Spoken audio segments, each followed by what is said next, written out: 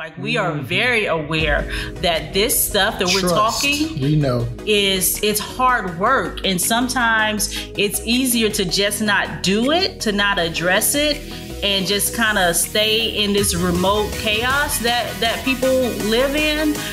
But we encourage you to do the work. That's why we show up here. That's why we do this podcast. Yeah.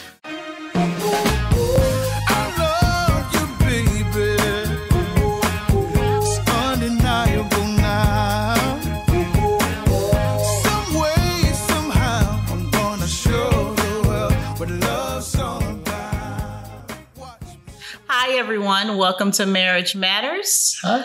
I am Tanya Coleman. I am joined by my co-host, my handsome, brilliant, amazing, sweet, loving husband. Glenn Coleman. Glenn Coleman is his name. And we want to welcome you guys to Marriage Matters this week. We're going to check in. How you doing? I'm doing good, good week. Fast week. I don't remember. It went by like a blur. Yeah. But I know I got some things accomplished. So productive week. Yeah. Same here. Very, very productive week. A lot of changes this week, and closing out some things to open up some new things. And so it did go quickly. You want to talk about that? Yeah, sure. So I am now officially and fully working or operating out of the kitchen table Lake Charles office. I am, we are the first team members in the Lake Charles area to head up this office space. And so we're excited about our partnership with our friends, Mark and Melissa Dunwa, and all of the things that we are going to do in the city of Lake Charles as it relates to mental health and wellness and overall well-being for people. Cool. I'm proud of you. Happy for you. Thank you. Excited. So I'm ready to see you just take off and explode. I always tell you I was going to retire and be your secretary. So I'm fast awaiting that day. Yes. So we're working toward that goal so that you can be my secretary and answer the phones. I just noticed like I don't my socks not matching. Oh, really? Wow. Mm-mm. All the business right here on the podcast. Anyway. I just haven't looked down. I'm like, wait a minute, these are two different socks. Yeah, so it's actually really exciting. I think right now, today in this moment, I'm a little tired. I'm a little tired from doing some good work, just in the transition of closing out from the previous agency, which is amazing and had been an amazing experience for me. My tongue got tied there. The previous agency. And the transition into the new agency. So kind of I was balancing both. And so now it's kind of like, you know how when we planned the wedding for a year and a half and it was just kind of go, getting everything planned. And then after the fact, it was like the best rest ever. Mm-hmm. You know, I kind of feel that. It's kind of like, this is going to be, which we really can't rest this weekend because today's Bethany's birthday. Happy birthday, Happy Bethany. 17th birthday to our beautiful daughter, Bethany, the first one to make us parents. And we are super, super proud of you. We love you so much. Happy birthday. But we will be celebrating her this weekend. So maybe I'll rest Sunday. We'll see how it goes. Yeah. Because she's thinking of doing something else on Sunday. So today's the birthday. Weekend. Tomorrow's the dinner. And Saturday, whatever it is. Sunday, whatever it is that she decides she wants to do. I'm not mad at her. We are parenting full time over here. Anyhow, so we are going to do our review. Yeah. Yeah. You're going to do that? Yeah. I don't know if you wanted to mention about taking clients or whatever. Absolutely. So I guess I neglected to do that. Thank you. So a little free advertisement. So yes, we are taking clients. We are open for new clients at the kitchen table, Lake Charles. You can reach out to us online via Facebook to get information. All of the information is there. You can go to the kitchen table counseling and coaching as well as there's a page for the Kitchen Table Counseling and Coaching Lake Charles. Both of those pages have the contact information for setting up appointments and becoming a client here with us. Right now, I'm seeing clients full time, Monday through Thursday. Glenn is also seeing clients there later in the evening. So just reach out to us. And we've been seeing some clients together. We actually have a couple of couples yeah. that we're working with as a team there also. So please reach out to us. I am trying to remember the number by heart. I think it's 337-889-0221. I think I got that right. I'll try to remember to put a graphic. Yeah, put it up. So this number right here. Yes. Or here. Or wherever it is that he decides to put the number. But if all else fails, please go to Facebook, the Kitchen Table Counseling and Coaching. There are 2 pages. There's the Kitchen Table Counseling and Coaching. That's for the headquarters in Lafayette. And then there's the Kitchen Table Counseling and Coaching in Lake Charles page. So follow us, like us, and reach out. We're here to help. Cool. All right. So this week's review, we want to thank, and I don't know if this is the way they wanted this to be read, but it's Trying, Trying, TRYINGTT. So I'm just going to say Trying TT. Could be. Thank you for the 5-star review. The title of the review is Love the Godly Wisdom. These 2 people are super dynamic and are super relatable when it comes to relationships. I love everything about this podcast. They teach about being in a relationship the godly way and the Jesus way. Love this podcast. You would too. So thank you so much for the 5 stars. Trying TT. That's so awesome. We just want to encourage you guys to, give a review. And we want 5 stars, but if you want to say something else, we'll take that too. But we just love hearing from you guys. We love to hear how you guys are growing from this podcast, because truth be told, we're growing. Yeah, growth happens. I think in every conversation at home. Yeah, at home first. What I loved, I think most out of that review was that she said that we were a super relatable couple. Yeah, and I always want to be that for people. I don't. Even as we grow and we expand and, God blesses us, I always want to remain relatable to people where we can always have a connection. Because that's what it's all about. That's what it's all about. I mean, we're in the people business. Yeah. Yep. So, all right. So we ready? Yep. Our the Anatomy of Marriage. The Anatomy of Marriage. Are we doing that game today? Yep. So you want to tell them? So for those of you who you may be hearing of this for the first time, there is an app called the Anatomy of Marriage. Is that the name of the app? The name of the app. It's the Anatomy of Marriage. It's actually, this couple actually has their own podcast. It's is it Marriage? I thought the podcast is called the Anatomy of Marriage. Okay, I'm messing it up, but that's anyway, what I've been saying. We'll go look and see. Yeah, but it's it's the Studleys. They have an amazing podcast, and they also have this amazing app for couples to use. And so we like to use the conversation game within the app. Conversation Starters. Conversation Starters is the name of it. And so today we're looking at our story. Okay. All right. So how do you think you have helped me grow as a partner? I've been challenging. What do you mean by that? Like, I've been difficult. Have you been? I don't know. I'm just saying. There have been difficult moments, but I don't think you have been just a difficult person. Okay. Let me see. How have I caused you? I think my pursuit of growth. Absolutely. I agree with that.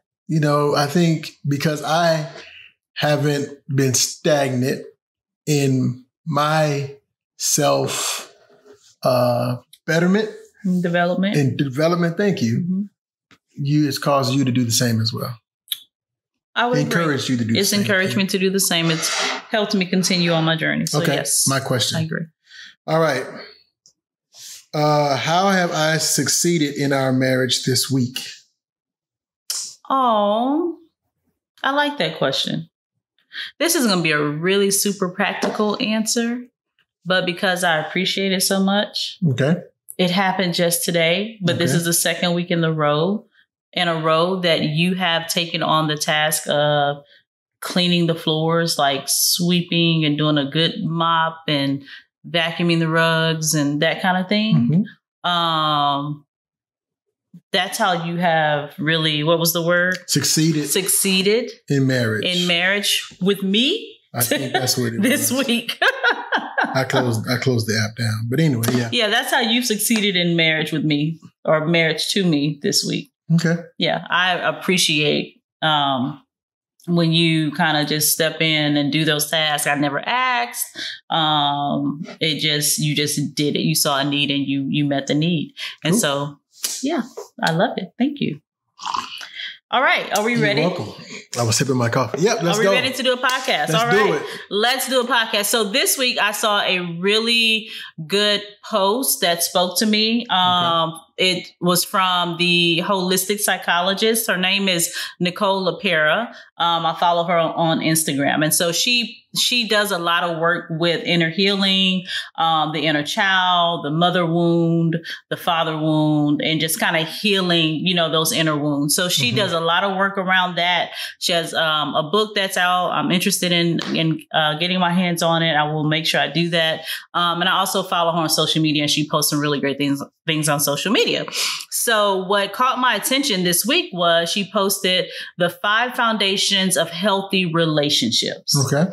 And so we're going to just kind of use the post as a spin-off for our conversation today and share some of what she shared in our thoughts about it. Okay. So the first one, the foundations of healthy relationships. The first one is family patterns. And so she talked about how childhood trauma impacts the way, and we talk about this often, the way that we show up in our relationships today. She says many times we react out of our childhood trauma, right? Or we could say family experiences, and we have to learn to understand our spouses or our partners' history, their family dynamics, their family beliefs and patterns and things like that. When we are able to know and to understand those things better, and you say this all the time, you can see when I'm responding to you out of something that had to do with something in my past, my childhood, wounds, hurts, disappointments, things like that. You can tell now when I'm responding to you out of that, or when it's me today. Yeah. And I think that that's really cool that you put that way, that you're able to, that when it's Tanya and when it's the Scooter. No, the little girl response. No, you have to watch the last week's podcast. Not Scooter. Okay. Yeah. It is. But you know the difference when it's me and when I'm responding out of that. And I think that it's important. You see, I'm just talking past them right now. I think that it's important that we talk with our spouses. We talk with our partners, even before you get married. If you are this is a serious relationship and marriage is in the lineup for you all, you need to start having those conversations. I tell women all the time, you need to know this man before you marry him in every season, right? Yeah, there are 4 seasons. You got fall, winter, spring, and summer. You need to know him in all of those seasons, because in those seasons, you're going to know when he's doing well financially and when he's not, when he's doing well emotionally and when he's not, right? You need to meet his mom and them and all of that kind of stuff. You need to know the juice. But anyway, as it relates to your past and your childhood trauma and experiences, understanding your spouse's past and their childhood experiences, even if they didn't have what we call a big T trauma, there wasn't anything major, but we all have those little T traumas where someone did something or said something and it really impacted us very, very deeply. And we began to live out of those moments, in life. Yeah. And not just, maybe you don't consider it a trauma. Maybe it's more of just a pattern or a belief system or the way you and your family did things. But here's one example that I want to use. And we've seen this many times in marriage. Like if a man or a woman was raped or sexually abused. And so that's a big T trauma. And so the spouse, they're trying to engage the man or the woman in sexual intimacy. And they're like, they're not responding to me. They don't want me or they, whatever. I think she may be cheating on, I think he may be cheating on me. Right.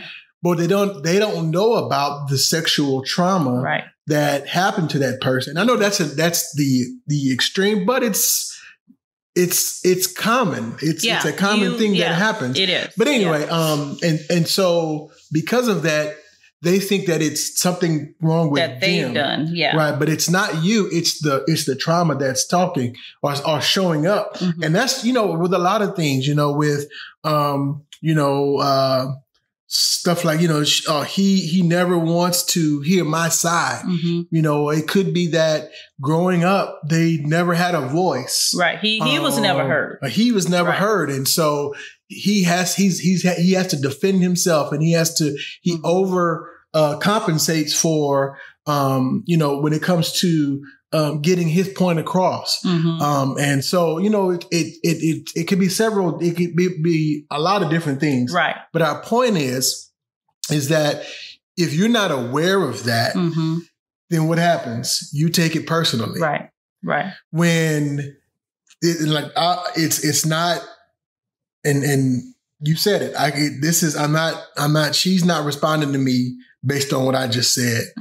It's the hurt little girl or it's the scared little girl that's responding back to me. And so how do you think what does that do when you are, because it's one thing to say that, but what does that do for your relationship when you are aware of that? Okay. So when you're aware of it, what it does is you understand your spouse or your partner's, the why behind their negative reaction or response to you. Most of the time, it's going to be a reaction because usually when we respond, we're in more control of our emotions. And we'll talk about that later, but you understand why they're responding that way. And so then you're able to say, okay, so even if it does offend you in the moment and you get upset, your feelings are hurt and you may not respond appropriately in the moment, you're able to go back and think about it. Okay, no, this isn't about me. This, for whatever reason, was a reminder or a trigger for him or her. And you're able to go back and address it and say, hey,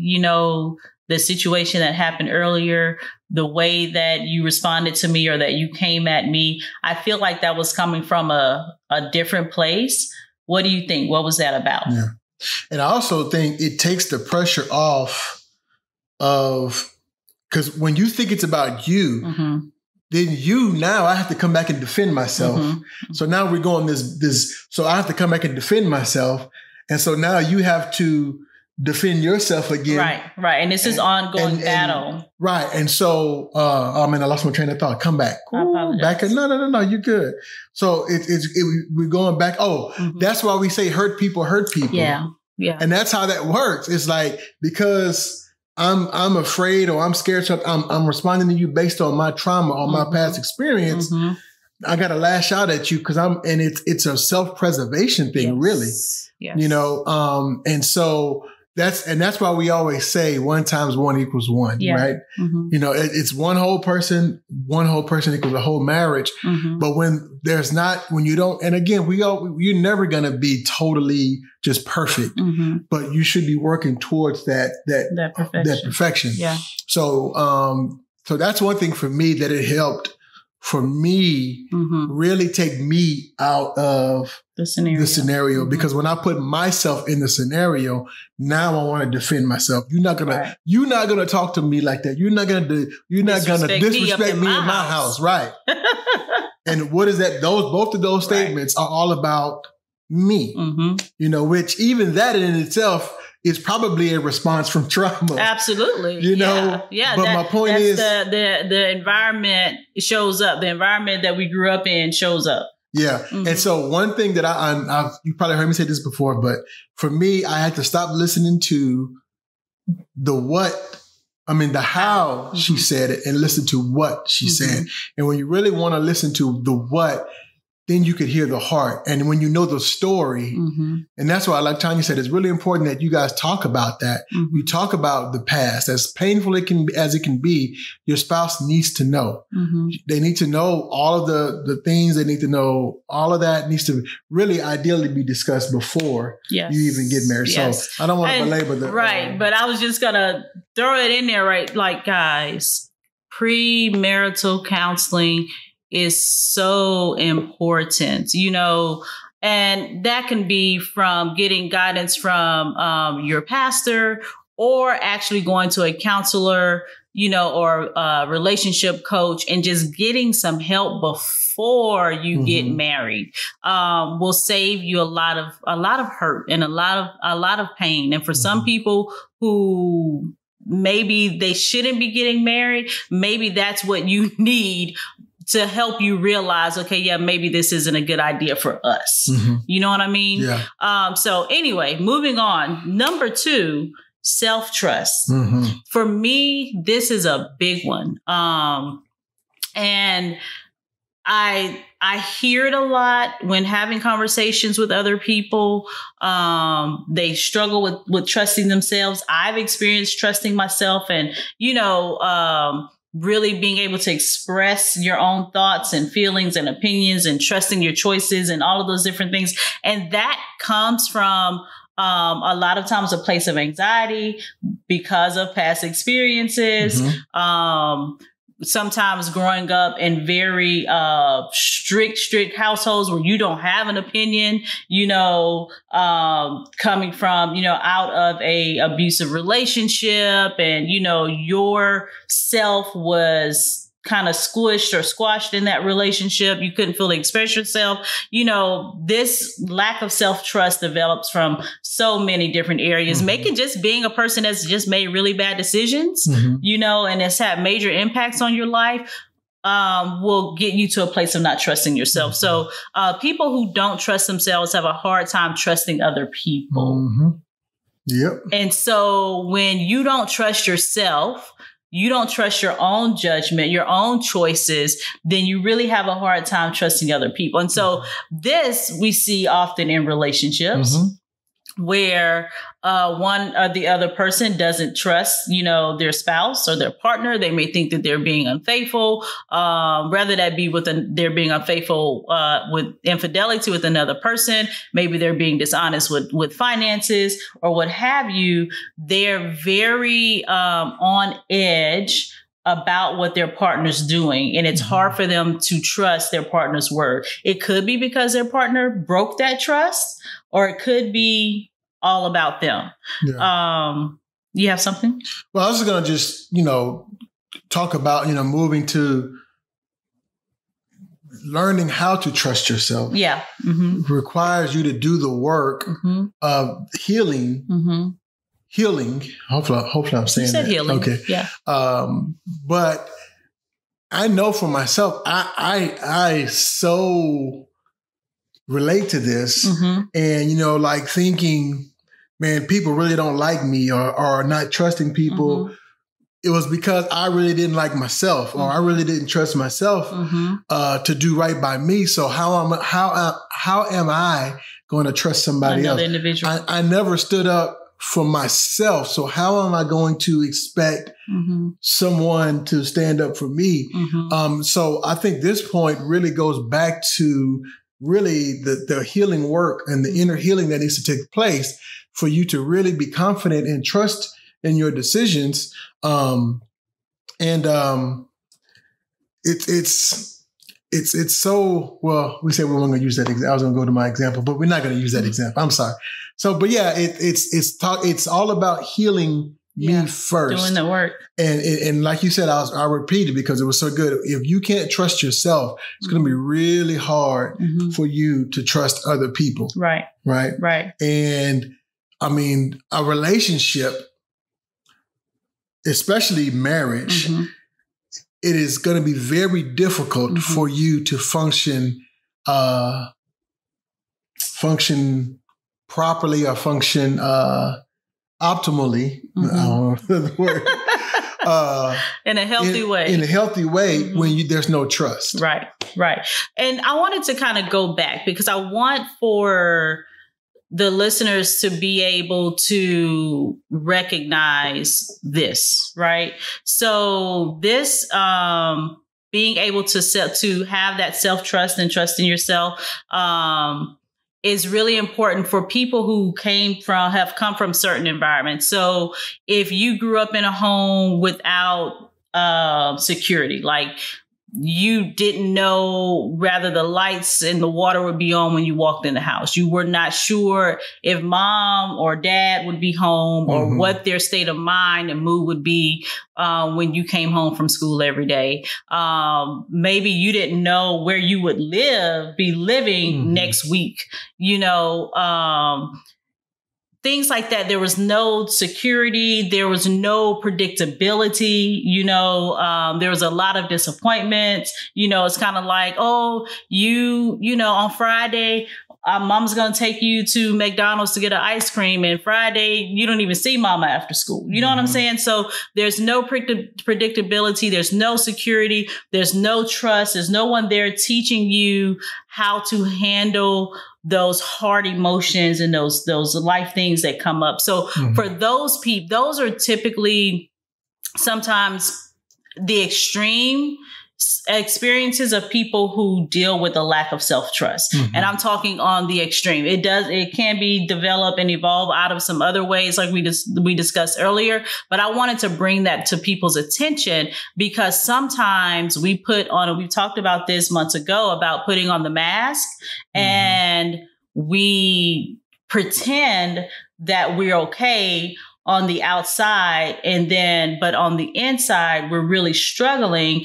And sometimes even in our okayness, that struggling kid shows up in the middle of a situation where you're having a disagreement with your spouse or you have someone on your job and all of a sudden you have this big emotional outburst and it's like, you're the dude to have it all together. What's going on?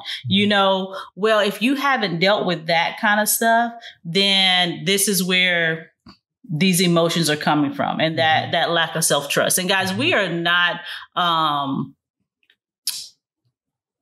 not aware. We are not unaware of the fact that what we're talking about is hard and that it's hard work. Like we are very aware that this stuff that we're talking, we know it's hard work. And sometimes it's easier to just not do it, to not address it and just kind of stay in this remote chaos that people live in. But we encourage you to do the work. That's why we show up here. That's why we do this podcast, because we are living testimonies and examples of what it means to do the work. And the longer you are married, the more need you see, for and again, I said this a couple of weeks ago. I used to wonder how can somebody get divorced after 20 years? I mean, this is when you choose to say, you know what, that's just too hard. I'm not going to do it. And I think that's what people may be saying when like marriage is hard. Well, it's not that marriage is hard. Self-work is hard. Yeah. That's what's hard. Yeah. And marriage is work. And it's not even, like I said, it's not even the marriage. But it's the self. It's the, you know what I'm saying? Because people so often want to work on their marriage. They come to us and want to work on the marriage. Right. But what they don't realize is the marriage is not the problem. Right. You are the problem.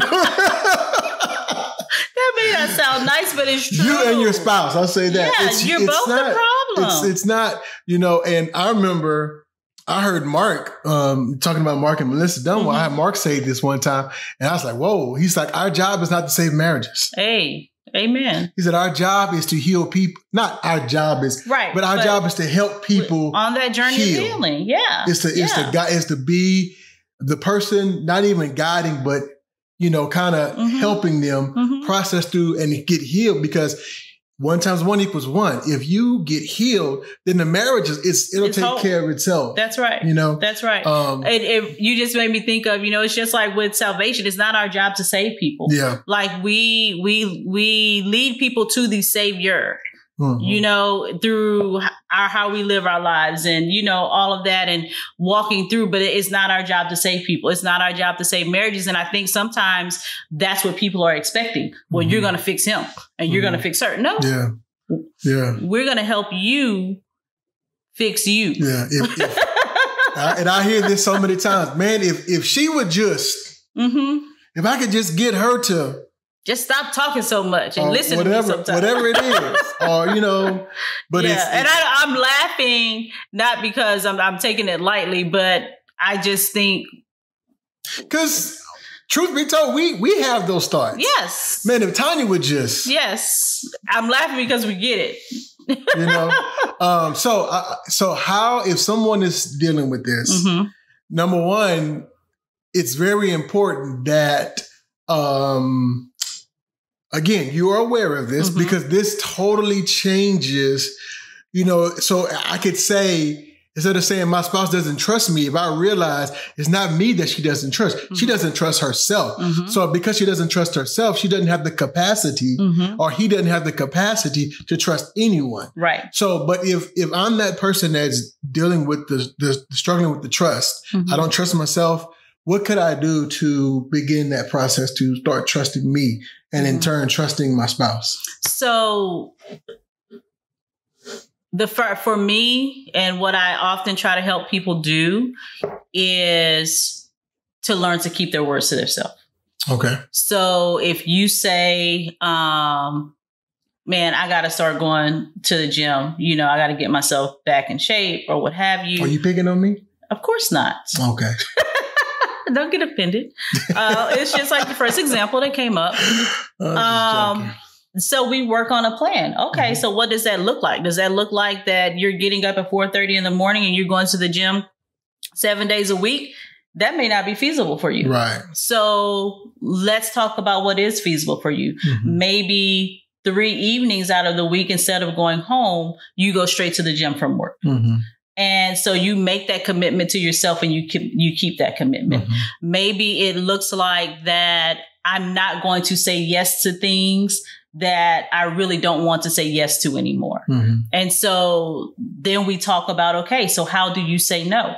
And you have to learn to be okay with it and not feel guilty because you said no to something that you didn't really want to do. So now we're going to practice doing that for ourselves and hold yourself accountable. The other thing that I was going to say is that for the spouse, if you recognize that if I'm struggling with trusting you because I don't trust myself, then have that conversation and always have these conversations from a place of love and respect. And, saying, babe, I feel like our issue with trust and you questioning me and not trusting my decisions, I feel like that's coming from a different place. And I feel like because oftentimes you question yourself and you're asking me, what do I think or what should you do?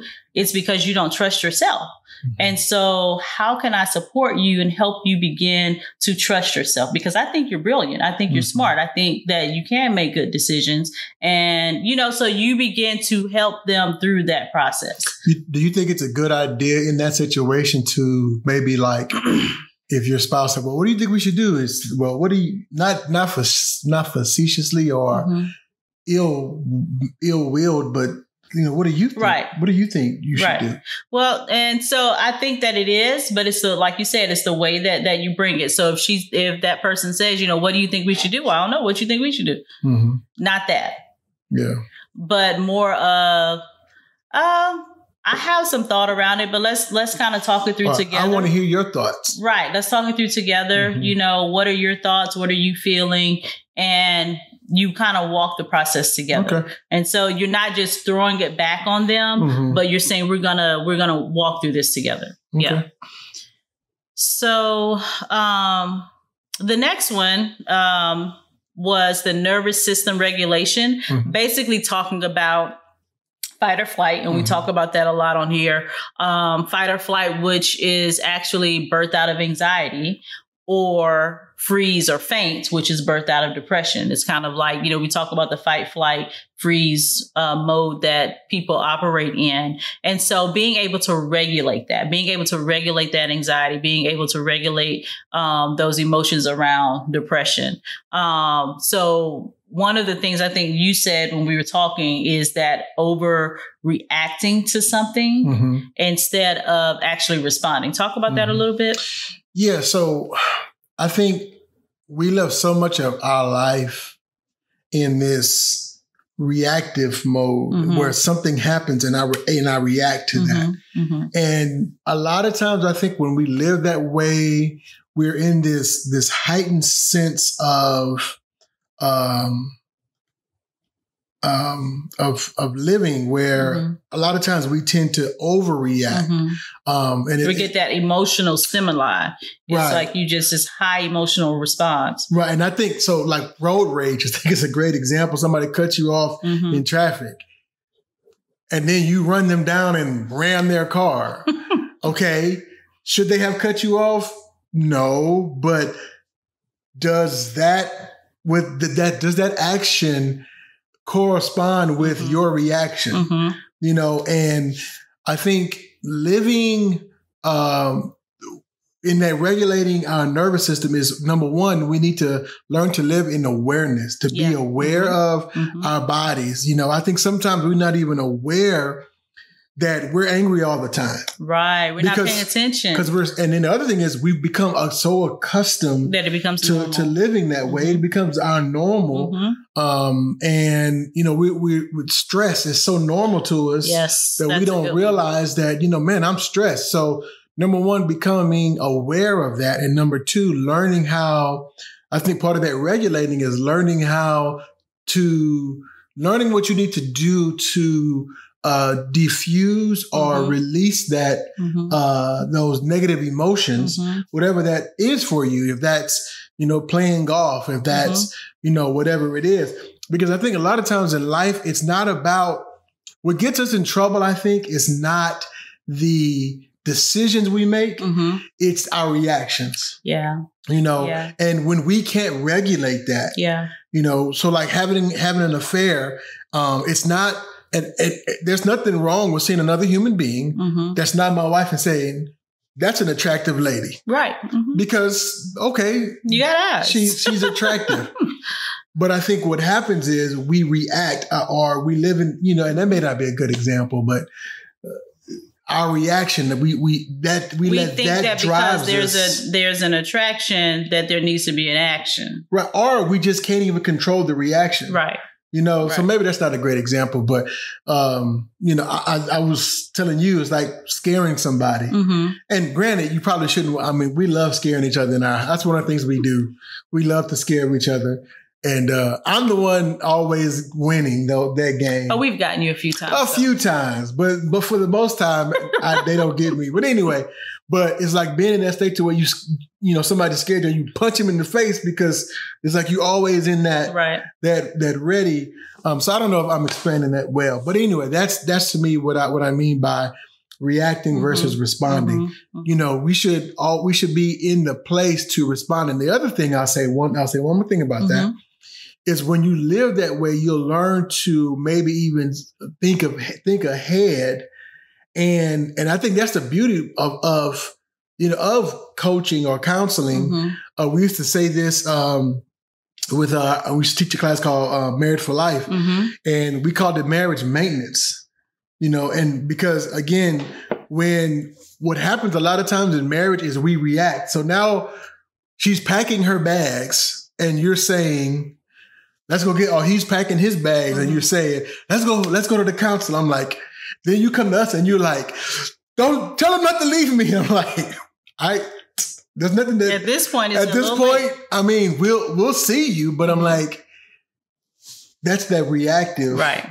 You know, I don't know if I'm explaining that. You did a good job. Let me stop because maybe I'm not trusting myself. Maybe you're not trusting yourself. I did explain that right. Now there you go. Trust yourself, brother. Trust yourself. We're learning to regulate. And again, that's why it's so important to make time for yourself. Mm-hmm. We talked about it, I think last week, like your bubble bath night or learning to decompress, doing the things that really helps you to relieve stress. Yes. And process those negative emotions and not just let them build up and build up and build up to where it's reactive. Yeah. And all of this goes all the way back to me is doing that work to the healing, because that's where you become aware. Yeah.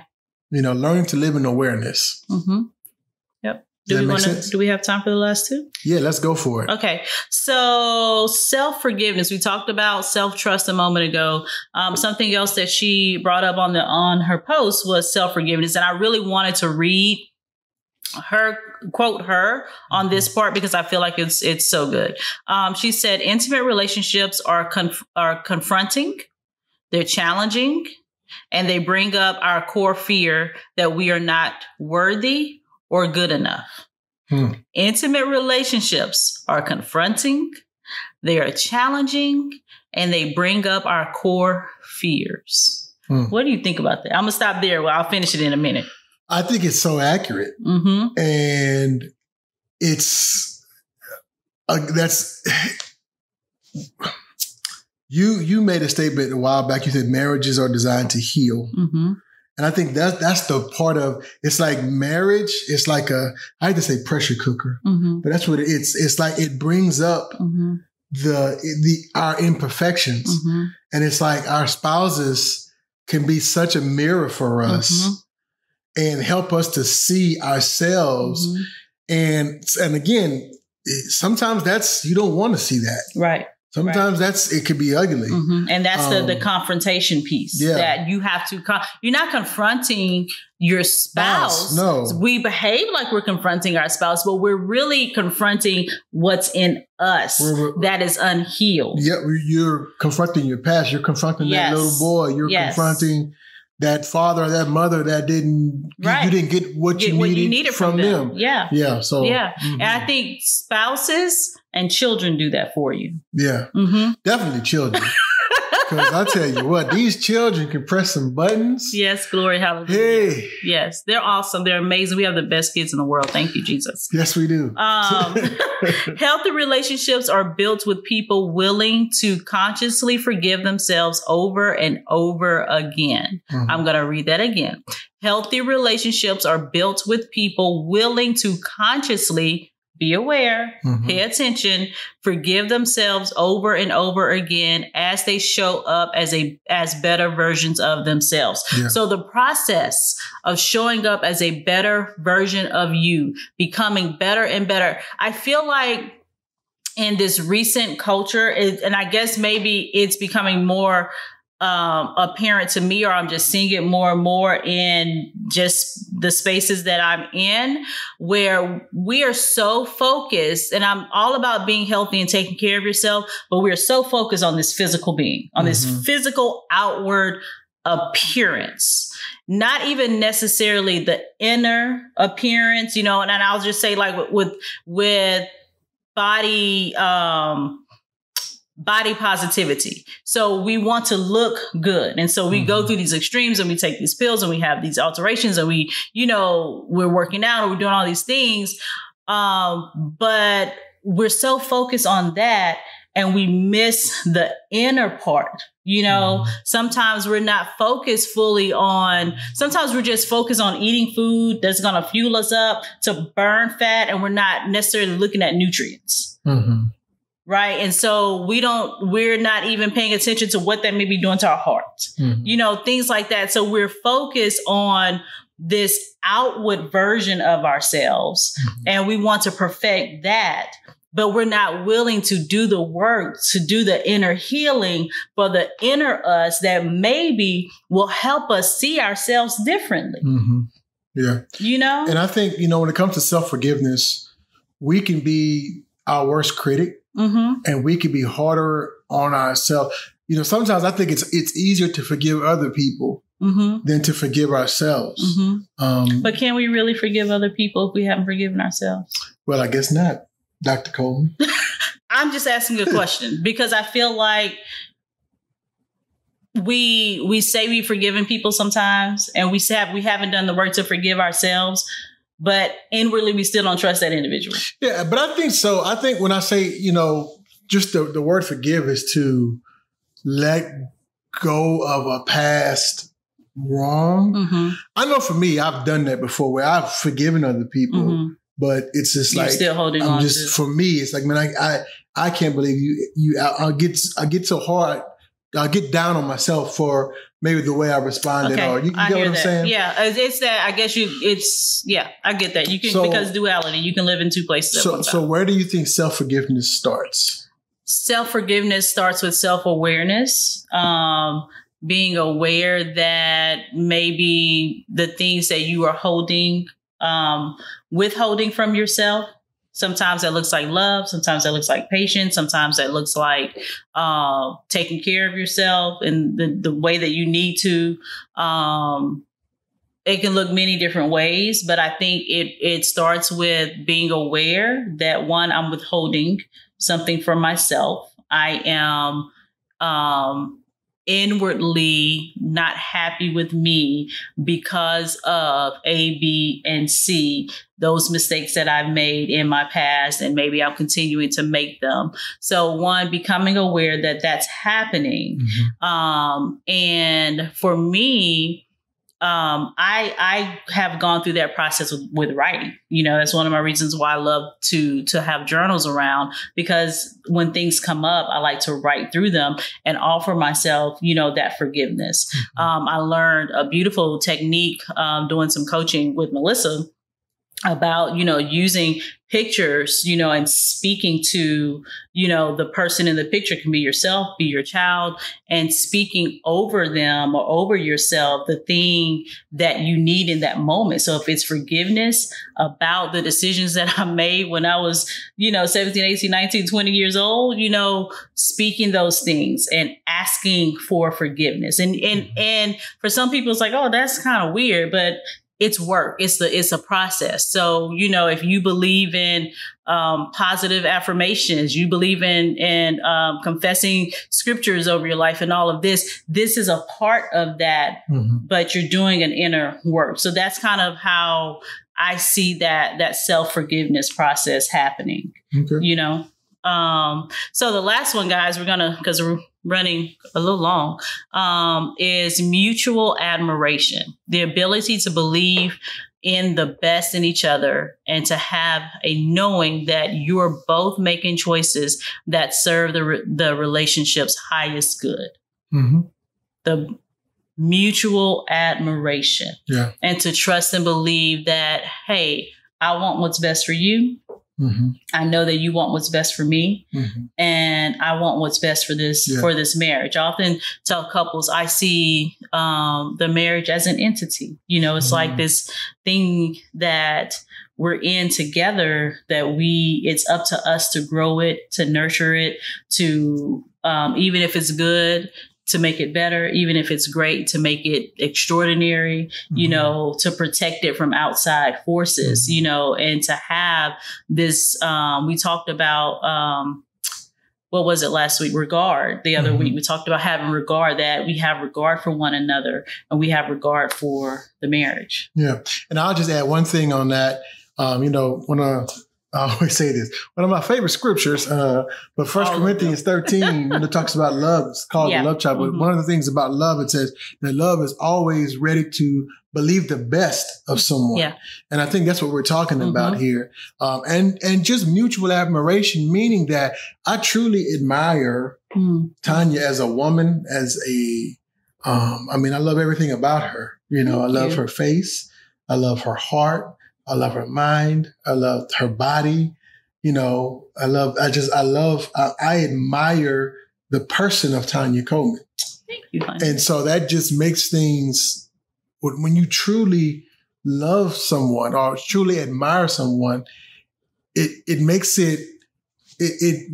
every other part, because it's like if you if you just like, I know some people, they say, well, I just can't stand them. I'm like, well, let's start there, because I mean, it's going to be hard for you to do everything else we said if you can't stand the person, you know. So how can you not stand them if you married the person? Right. Let's go back to forgiveness. Yeah. You know, so I think that mutual admiration. So it's believing that their intentions are always good, and even when you don't know, I'm just going to believe that their intentions were always good, and then have a genuine admiration for that person. Yeah, so good. So good. So guys, that is this week's podcast. So I know we covered a lot, and I know that some of it is challenging and heavy and all of that. We just encourage you to listen to this as many times as you need to. Stop and rewind and go back and look up and do your own research and your own work, and get help. Get